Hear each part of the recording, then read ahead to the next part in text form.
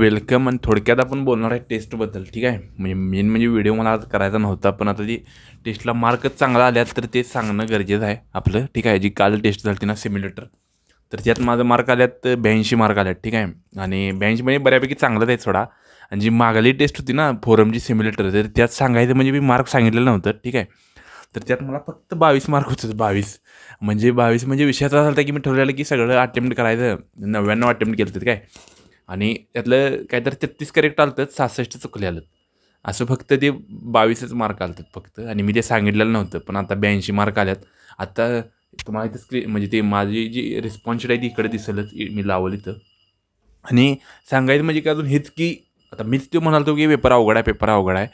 पण मार्क जास्त म्हणजे जरा चांगलं झालं आहेत. म्हणजे 82 म्हणजे ठीक आहेत, असं काय म्हणजे लई कमी नाहीत किंवा लई जास्त नाही. म्हणजे जास्त तर नाहीतच सोडा, किंवा अजून पण पाहिजेत सोडा. 130 तरी ह्या पेपरला पाहिजे होतं. पण 82 म्हणजे अजून थोडं आपण जवळ गेलो आहे, किंवा जे मागलं 22 मार्क होतं त्यावरनं इथं आलो आहे. ते 22 म्हणजे मला सांगताना पण वेगळं झालं होतं म्हणजे. आणि हे मी नंतर बघितलं ज्यावेळी व्हिडिओ केला ना, त्यानंतर निकाल येतो थोड्या वेळ दिवसांनी ॲक्च्युअल. तर त्यावेळी मी बघितलेले, आणि त्यावेळी मी बघितले की चुकल्यात खूप प्रश्न. म्हणजे जरा पेपर थोडा ट्रिकी केला होता त्यांनी, आणि माझी बी अशी फुल रिव्हिजन नव्हती. ठीक आहे, म्हणजे तो 2 मार्चला पेपर झाला होता, 2 फेबला.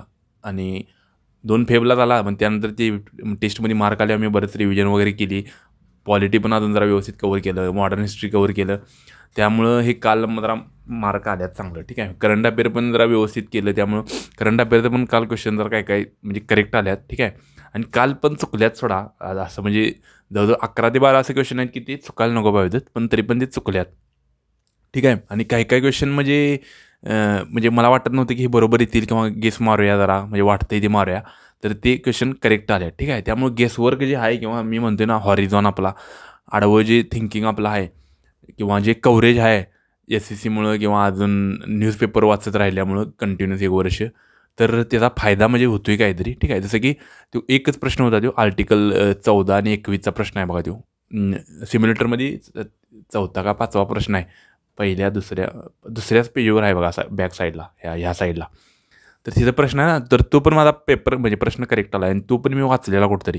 ठीक आहे, म्हणजे मला आठवायचं डायरेक्ट की हे असं आहे. आणि ते आर्टिकल 14 आणि 21 त्याचं उत्तर आहे. ग्रेट इंडियन बस्टर्डची संबंधितची न्यूज आहे ती, आणि त्यावरचा प्रश्न आहे तो. त्यामुळे तो प्रश्न करेक्ट आला. असं बरेच प्रश्न करेक्ट आले. ते मेन म्हणजे इथं नकाशा लावून पण ना 2 प्रश्न नकाशावरचं चुकल्यात.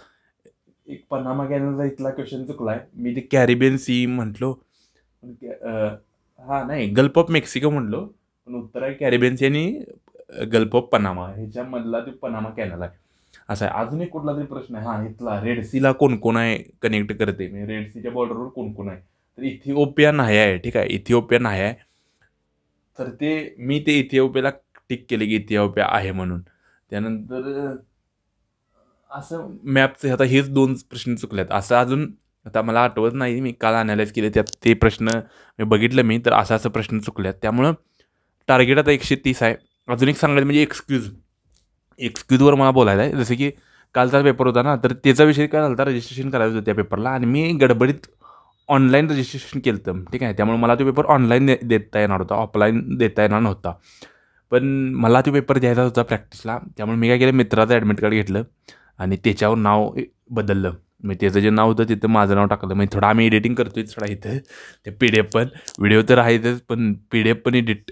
त्यामुळे ती PDF एडिट केली आणि गेलो आणि पेपर दिला. पेपर म्हणजे द्यायचे म्हणजे प्रवास पेपरच्या दिवशी पण असा विषय होता की तुम्हाला सांगितलं तर मी 9:30ला उठलो. माझा एक्सक्यूज होता की राहू दे, इतक्या लेटनं कोण जाते काय, पण तरी पण मी गेलो. आणि तिथं गेल्यावर पण अजून एक विषय झाला, म्हणजे आम्हाला जागाच नव्हती बसायला, पेपर पण संपलेलं तिथं काय, आम्ही लेटनं गेल्यामुळं. पण तरी पण मॅडमांना म्हटलो की अहो मॅडम पेपर आणा, आम्ही लांबनं आलो आहे, हे आलो आहे, ते आलो आहे, आणि पेपर द्यायचा आहे. तर ते मॅडमांनी पण दुसऱ्या सेंटरवरून ते पेपर आणलं. आमचा काहीतरी 10ला पेपर चालू झाला. काहीतरी पेपर सगळं संपलेलं, आम्हाला स्टाफ रूममध्ये बसवलेलं.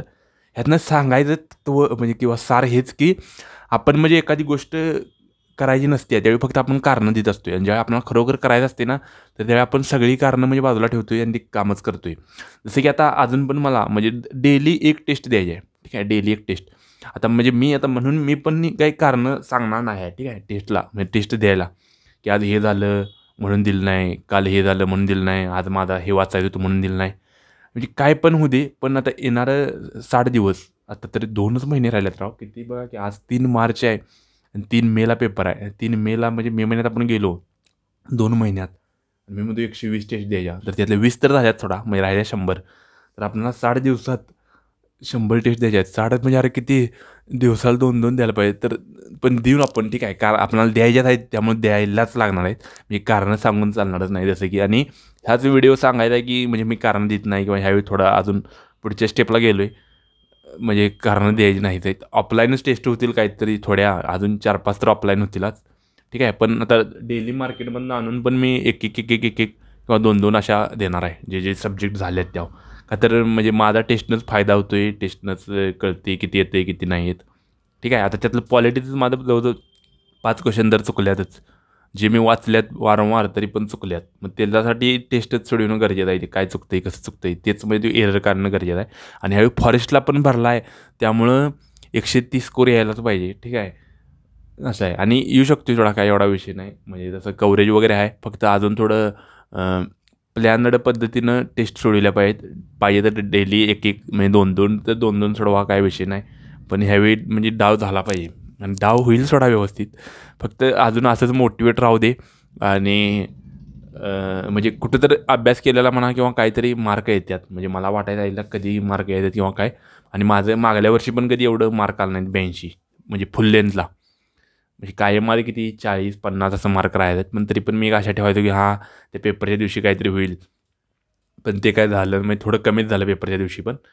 पण ह्यावेळी थोडं होईल ह्यावेळी. आणि म्हणजे ह्यो पण ओव्हर कॉन्फिडन्स बी नको की आता माझं मार्क येतात मग जरा अभ्यास मी कमी करतो किंवा मी आता लयच मला येते असं बी नको. म्हणजे हे पण काय काय होतं आहे म्हणजे आपलं की रिझल्ट दिसला की आपण म्हणजे मेहनत कमी करतो आहे किंवा म्हणतो आता झालं झालं असं असं पण नको. त्यामुळे हेच मी सांगतो की डेली एक एक टेस्ट तर झालीच पाहिजे. आणि त्यातलं पण काय काय क्वेश्चन येतील ते तुम्हाला सांगितलं त्या चॅनलवर येईलच, ठीक आहे. त्या चॅनलवर फुल फेस म्हणजे माझा दिसणार नाही. का तर आता हाच मला व्हिडिओ करायचा नव्हता, पण तरी पण म्हटलो की काहीतरी चांगली गोष्ट आहे तर शेअर करूया आणि सांगूया आपला अनुभव नेमका काय आहे. 82 मार्क म्हणजे काही कमी नाही आहेत बरं का. आणि मीच म्हणालतो बरं का की पेपर टफ आहे टफ आहे. आणि पेपर पण त्यांनी टफ काढला आहे त्याचा, म्हणजे ओन्ली 1 ओन्ली 2.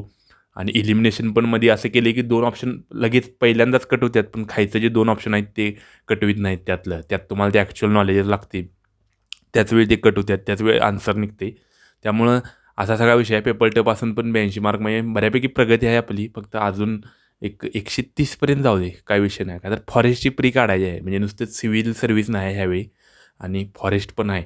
त्यामुळे 130 आणि एकदाच म्हणजे विषय होऊन जाऊ दे. परत परत ती द्यायला लागाय नको, ठीक आहे. दरवर्षी प्री द्या, हे द्या, ते द्या, पुढल्या पण गोष्टी आहेत, ठीक आहे. तर लई बोलत नाही मी आणि जो जेन्युइन आहे ते सांगतोय.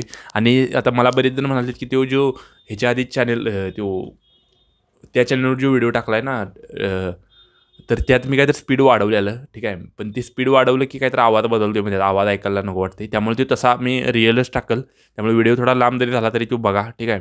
आणि जितकी व्हॅल्यू द्यायचा प्रयत्न करेल तितका मी व्हॅल्यू द्यायचा प्रयत्न करतो आहे. त्यामुळे व्हिडिओला लाईक शेअर सबस्क्राईब करा. बाय. तुमचा पण स्कोर सांगा किती आला आहे तो, ठीक आहे.